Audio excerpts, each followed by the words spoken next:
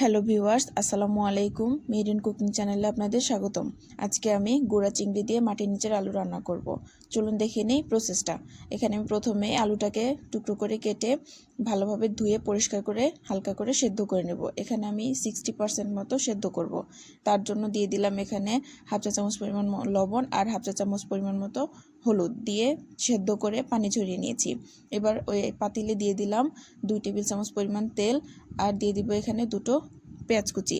পেঁয়াজটা হালকা brown colour হয়ে আসলে দিয়ে দিব 1 চা চামচ পরিমাণ মতো রসুন বাটা, হাফ চা চামচ পরিমাণ মতো হলুদ গুঁড়ো, 1 চা চামচ পরিমাণ মতো মরিচের গুঁড়া, হাফ চা চামচ পরিমাণ ধনিয়া গুঁড়া আর হাফ চা চামচ পরিমাণ জিরা গুঁড়া, 1 চা চামচ পরিমাণ লবণ দিয়ে ভালোভাবে নেড়েচেড়ে ভালোভাবে মশলাটাকে কষিয়ে নিব। আমি এখানে একটা টমেটো ফালি ব্যবহার করেছি। আপনারা চাইলে এটা স্কিপ করতে পারেন যদি হাতের কাছে না থাকে। আমি এখানে মশলাটাকে কষানোর জন্য হাফ কাপ পরিমাণ পানি ব্যবহার করেছি। দিয়ে দিলাম এবার ধুয়ে রাখা গুঁড়ো চিংড়িগুলো দিয়ে 5 মিনিট মতো কষিয়ে নিয়ে দিয়ে দিব সেদ্ধ করে রাখা আলুগুলো দিয়ে আবারও 7 থেকে 8 মিনিট মতো সময় নিয়ে নেড়েচেড়ে কষিয়ে নেব। এখানে দেখে চুলার আঁচটা কিন্তু মিডিয়াম থেকে লোতে থাকবে যাতে কোনোভাবে নিচে লেগে না যায়। এবার কষানো হয়ে গেলে দিয়ে দিলাম এখানে আমি 3 কাপ পরিমাণ পানি। এবার দিয়ে দিব আমি 4 থেকে 5টা কাঁচামরিচ কুচি।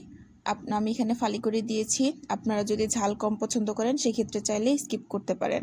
এবার সর্বশেষে বলক উঠে আসলে ধনিয়া পাতা দিয়ে তরকারিটা নামিয়ে নিব। আমার কিন্তু এখন আলুটা রেডি হয়ে গেছে খাওয়ার জন্য। এটা গরম ভাত বা রুটির সাথে খেতে খুবই ভালো লাগে। আপনারা বাসায় অবশ্যই চেষ্টা করে দেখবেন।